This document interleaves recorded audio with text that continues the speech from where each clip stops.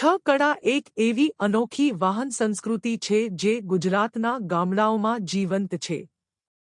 આ વાર્તા છે ગિલાના છ કડાની, જેની સફર એક સમયે સામાન્યથી અસામાન્ય બની ગઈ. શરૂઆત. ગિલાનું કડું, જે તેના ગામમાં રંગીલો છ કડો તરીકે ઓળખાતું, તેની ચમકદાર પેઇન્ટિંગ અને લાઇટિંગથી જાણીતું હતું. ગામના ઉત્સવો કે પરાણે ગિલાનું છ કડું હંમેશા શાનદાર રીતે શણગારવામાં આવતું. તેના પર ફિલ્મી સ્ટાઇલના ડાયલોગ, રંગીન ફૂલો અને દીપક લટકાવેલા રહેતા. સફરનો દિન. એક દિવસ ગિલાએ નક્કી કર્યું કે તે પોતાના છ કડા સાથે શહેર સુધીની સફર પર જશે. રસ્તામાં તે અનેક અનોખા પળોનો સાક્ષી બન્યું.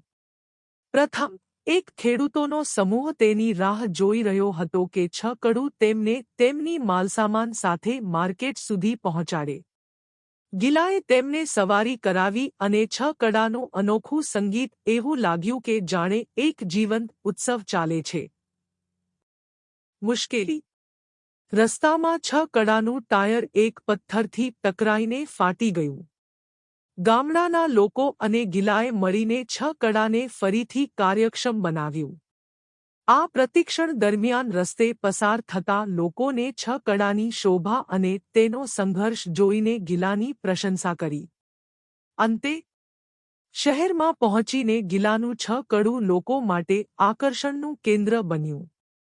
શહેરના લોકો માટે ગિલાનું છ કડું માત્ર એક વાહન નહોતું, પરંતુ સાહસ અને શોખનું પ્રતીક બની ગયું. સિદ્ધાંત. છ કડા જેવી સામાન્ય વસ્તુ પણ, જો તેમાં પ્રેમ અને શોખ ભરીએ તો તે અદ્ભુત બની શકે છે.